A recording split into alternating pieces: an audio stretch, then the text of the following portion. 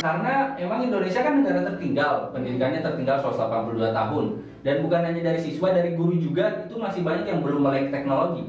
Terutama bukan maksud tapi guru-guru yang udah Iya, betul. iya, Itu kenyataan banget. ya, yang nyamannya tuh udah ngajar di depan kelas. Cuma gitu. Nah, kita juga yang tadinya nyaman di situ tapi karena kita generasi milenial, generasi Z, itu udah nyaman dengan teknologi. Jadi alhamdulillah. Jadi pada saat itu, jadi kendalanya itu dari situ, bagaimana kita menguasai teknologi. Dan kalau udah menguasai teknologi, yang kedua adalah bagaimana kita atur waktu.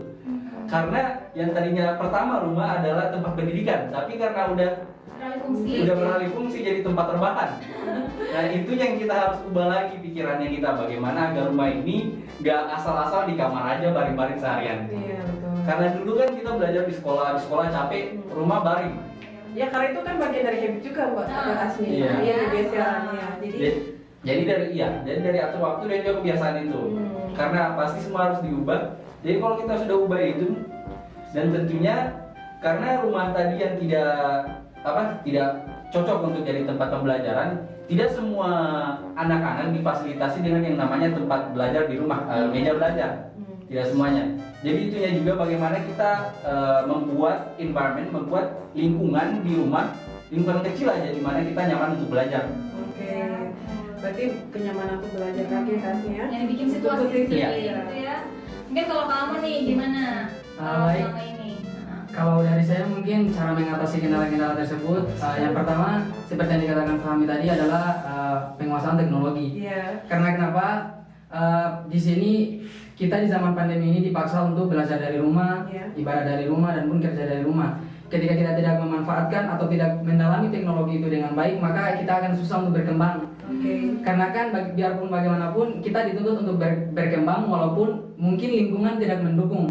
Tetapi kita harus tetap maju. Bagaimana caranya kita tidak tertinggal. Nah, di sini juga di zaman pandemi ini juga tentunya perubahan itu harus tetap ada. Perubahan itu harus tetap ada baik dari diri kita sebagai seorang siswa, bagaimana kita menyesuaikan dari kendala-kendala yang ada. Jadi tentunya penguasaan teknologi itu adalah yang paling pertama yang harus diusahakan oleh semua orang, terutama siswa ataupun guru-guru di zaman pandemi ini demi kelangsungan proses pembelajaran mengajar yang baik dan benar. Ya, saya rasa bukan hanya untuk siswa saja, tapi kita juga penting kasih ya kerja di kantor juga kalau gitu karena kebanyakan kita bekerja secara online. Iya memang sekarang lihat WFH. Iya. Work from home. Nah, selain dari kendala-kendala tadi tuh kan pasti kalau kita mau daring nih, kita butuh handphone yang otomatis harus Android, ya kan? Nggak bisa dari itu yang HP batako.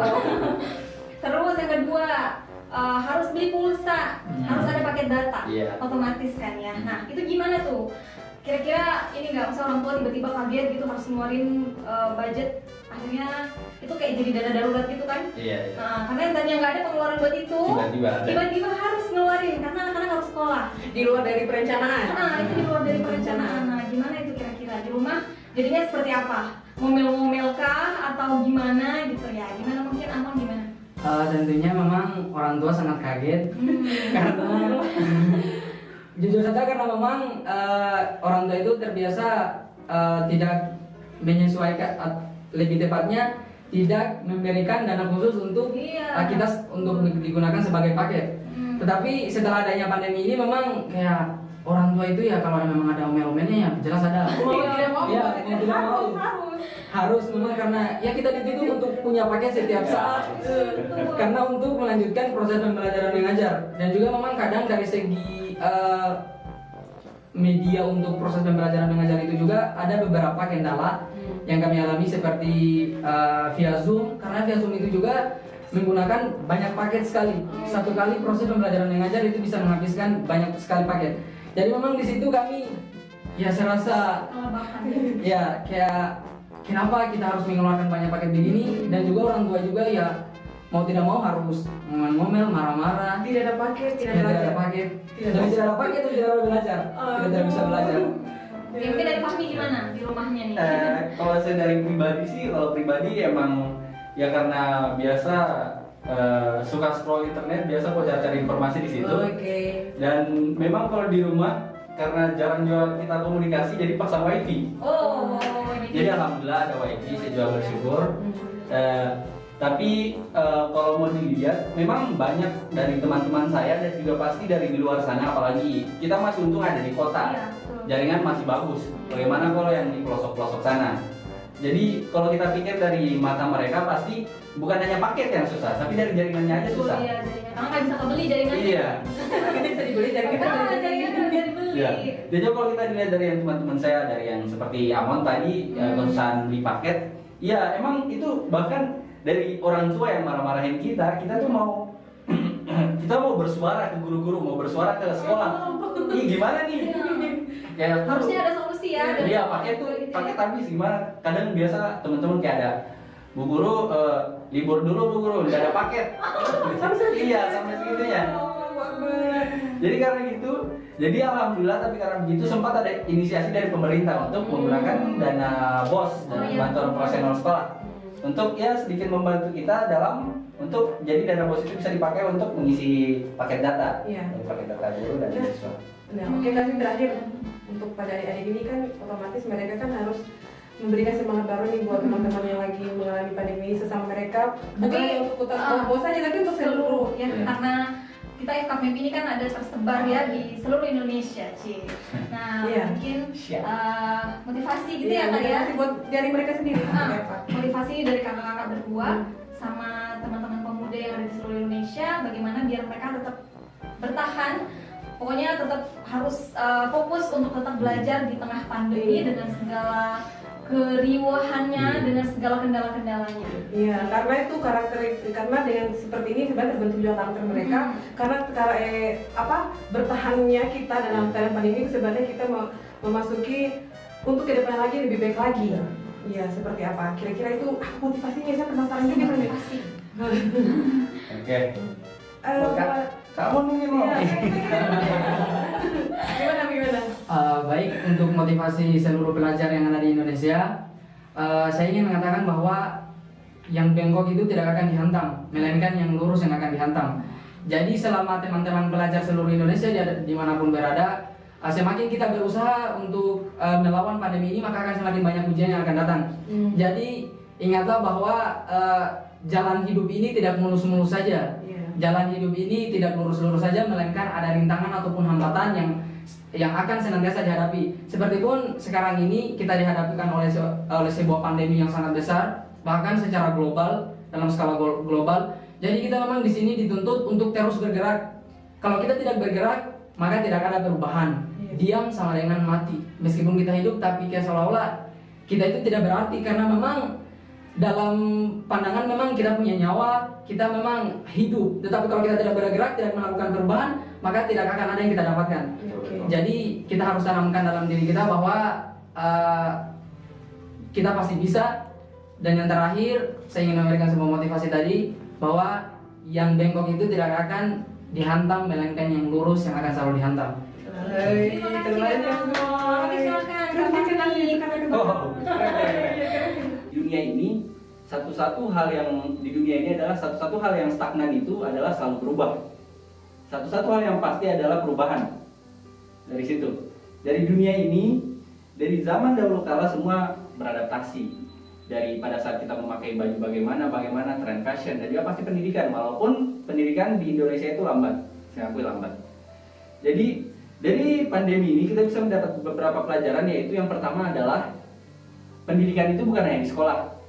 Kita sadar bahwa pendidikan sebenarnya banyak di internet, apalagi sekarang ini bukan hanya dari pembelajaran dari sekolah itu daring, tapi ada banyak komunitas-komunitas dan juga ada banyak dari pemerintah sendiri membawa banyak kayak podcast seperti begini, talk show yang begitu-begitu, yang membawakan langsung expert dari bidangnya. Itu bisa kita cari kok, banyak dari pemerintah setiap minggu, bahkan ada dari Kemenristek Dikti, ada juga dari Kemenparekraf, ada dari Kemendikbud malah. Mereka semua itu coba mengadakan suatu pendidikan yang berbasis daring. Dan bahkan dari Kemendikbud sendiri mau mempatenkan pendidikan online ini. Entah bagaimana nanti, mudah-mudahan diubah caranya. Dan yang saya mau tekankan di sini adalah sebagai para pemuda, kita diwajibkan untuk beradaptasi, untuk berinovasi. Yes. Kalau seandainya kita jadi suatu yang sama dengan masyarakat, suatu yang sama dengan mayoritas, tentunya itu tidak akan membuat kita berbeda. Dan di dunia digital 4.0 ini, Yes. yang dibutuhkan adalah orang-orang yang berinovasi. Yes. Dan bukan hanya berinovasi, adalah yang berakhlak. Untuk berilmu, ilmu ada di internet.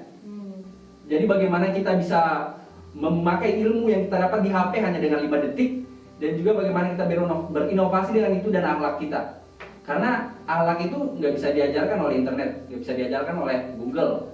Dan tentunya itu yang harus kita timpa dulu, bagaimana akhlak kita, bagaimana kita cara berinovasi dan juga survive dari zaman-zaman yang sulit ini. Masa depan bukan lagi mengingat lagi masa lalu, seperti itu. Menciptakan masa depan yang lebih baik. Iya. Kalau saya lihat sih dari Kakak Amun, Kakak Fahmi ini adalah pemuda-pemuda generasi masa depan yang akan memberikan cahaya putih ini di depan sana. Amin, amin.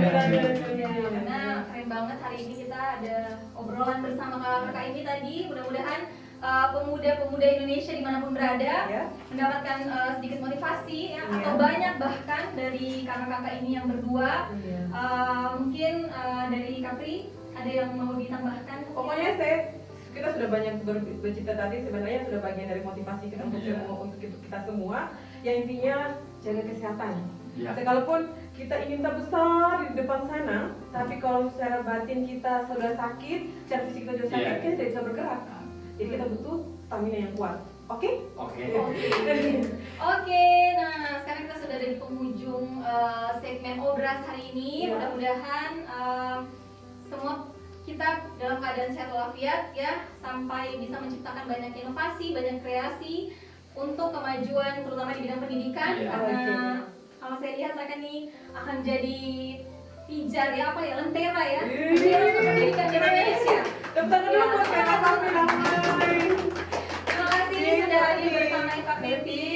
Jangan bosan-bosan nih. Iya betul, kalau diundang lagi boleh ya? Iya boleh, terima kasih. Mungkin itu saja untuk hari ini. Terima kasih yang sudah menyaksikan Obras. Mungkin itu saja. Assalamualaikum warahmatullahi wabarakatuh.